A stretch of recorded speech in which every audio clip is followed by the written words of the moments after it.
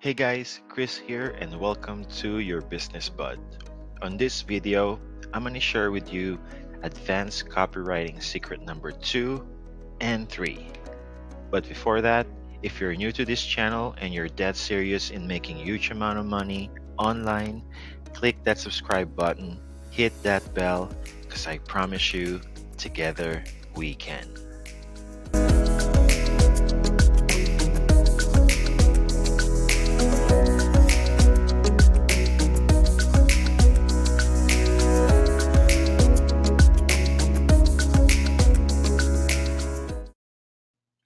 Advanced copywriting secret number 2, grab attention with big promise headline. I cannot emphasize enough how important headline is. Headline doesn't mean just on the web page. It can also be the subject line in your email. That is a headline.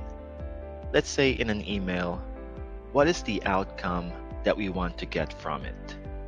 Of course, we need them to open it and read more, right? Because if they don't, they won't be able to see your offer and buy. It's that simple. The same thing on your website. It's the headline that first catches their attention. On social media, it could be the first sentence. It is very important to talk about something they are interested in. Don't waste time. You heard this before. What's in it for me? They don't care about your company. They don't care about you. They don't care about anything else. They only care about themselves. They always ask this question: what's in it for me? Have you seen ad like this? The first opening paragraph of or headline is, "We are awesome. We've been in business since 1980," or "We are this, we are that." Nobody gives a shit. Nobody cares. Talk about them. Talk about your customers. What can you do for them? What's going on their head? You need to enter the conversation that's going on in their mind. That is what's going to make you an effective copywriter. You need to enter their world. What are they going through? Can you describe them better than they could? Get out of your ego and get in your customer's ego. I'll give you a perfect example. Let's say suddenly I have this needle pain on my right knee that has been going on for almost 2 weeks. And I tried different things, different stretching method, but it's always this little pain that's bothering me just on my knee. And I don't know why. I tried every painkillers and it doesn't work. Okay, it's just like I got this pain going on. And I was talking to a lot of people and no one can solve my problem for me.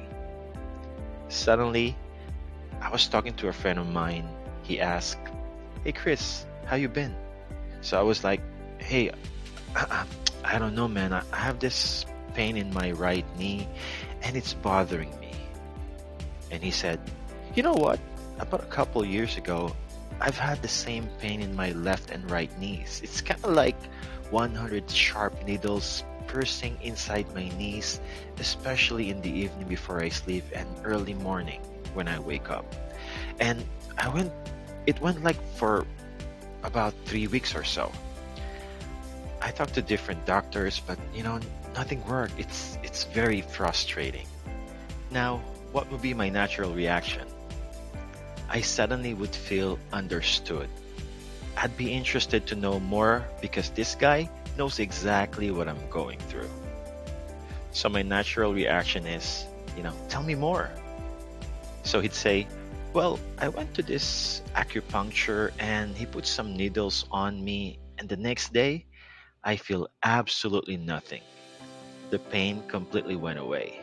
Everything went back to normal." So what will be my next reaction to him? "Oh, what is the acupuncturist's name? Give me the phone number." That's what I'm talking about.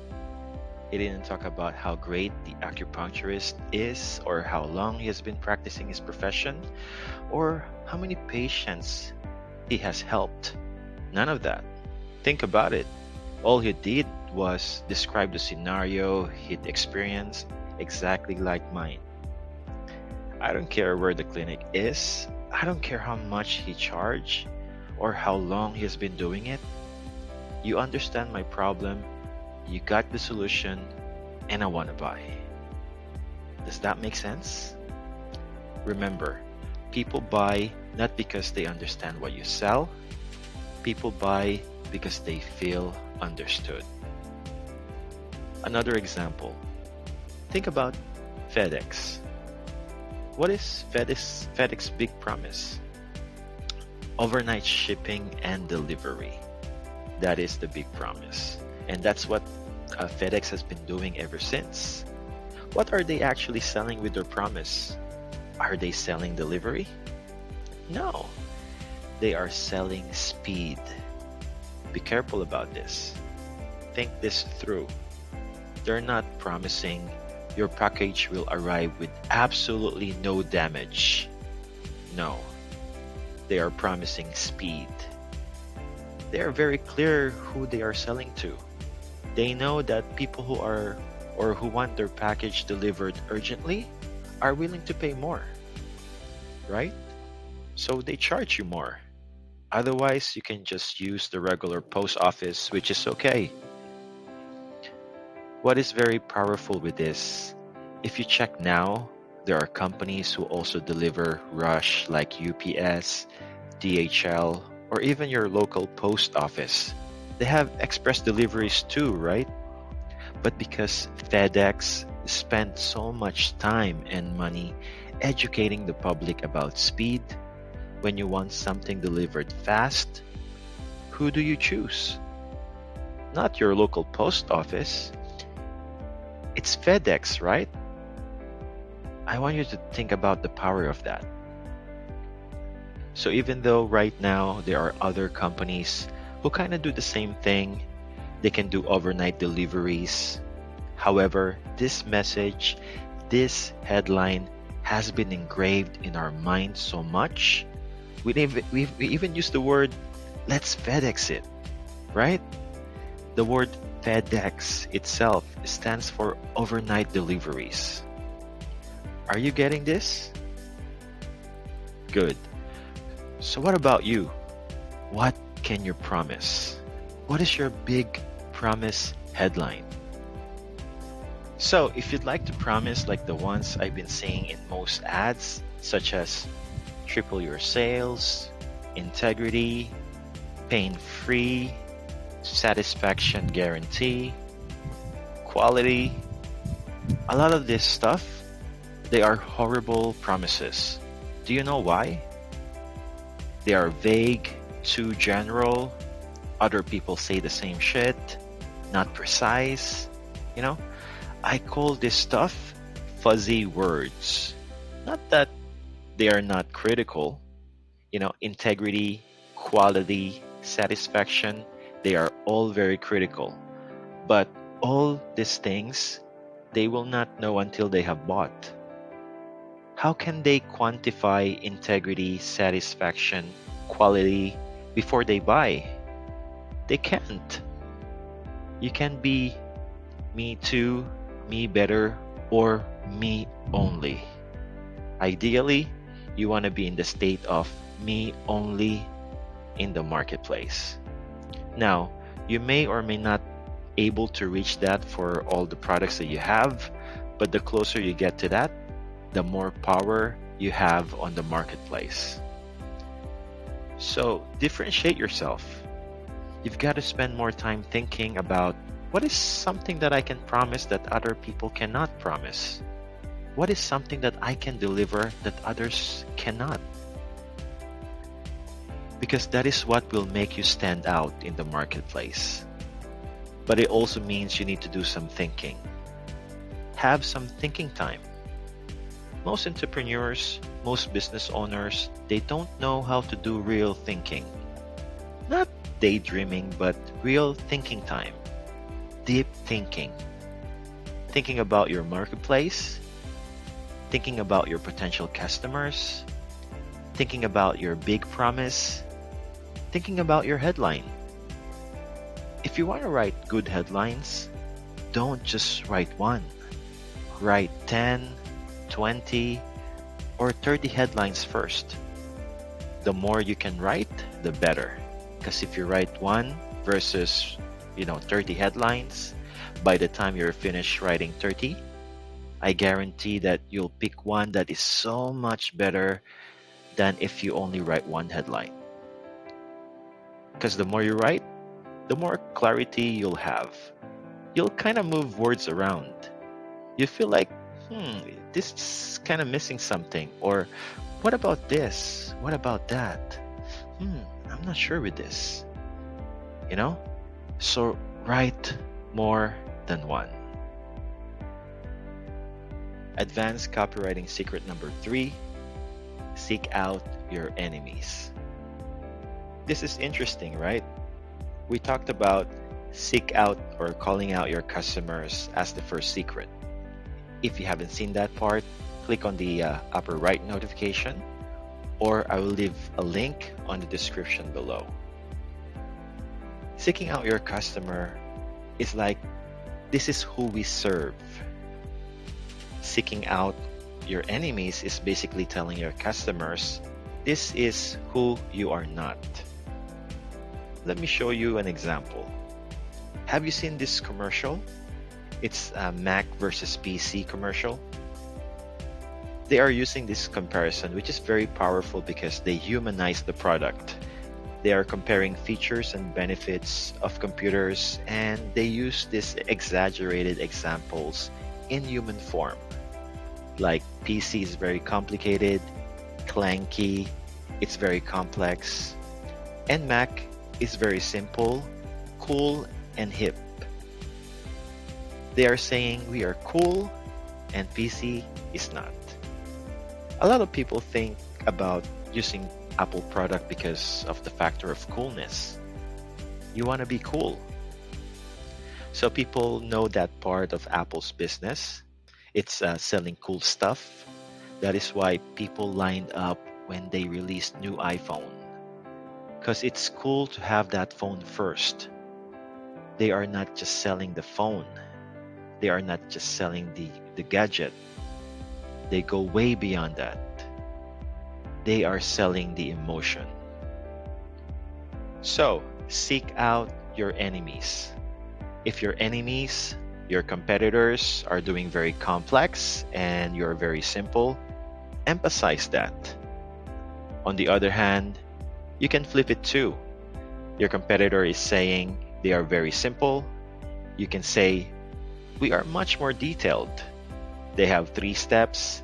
We'll show you 10. We'll give you the step-by-step process. We'll hold your hand and make sure you get your desired results. See how we can do both? Have you seen this Dollar Shave Club ad? If you haven't, make sure you do after watching this. I'll leave the link on the description below. This is one of their viral videos, and it helped the company grow to a massive level. What they do is they are selling simple shaving blades on a monthly subscription. This is an ad which is very hilarious, very well done. If you have watched it, watch it again. There is a section that the founder uses his copywriting skills. He said these very powerful words. Do you think your razor needs vibrating handle, a flashlight, a back scratcher, and 10 blades? Stop paying for shave tech you don't need. What are they doing? They are calling or seeking out their enemies. All these vibrating handles, flashlight, freaking back scratcher, 10 blades, then they're gonna charge you extra for that? They're like, screw that. What happened to the good old razor? So they are not saying our blades are better. They're simply saying you don't need all this stuff.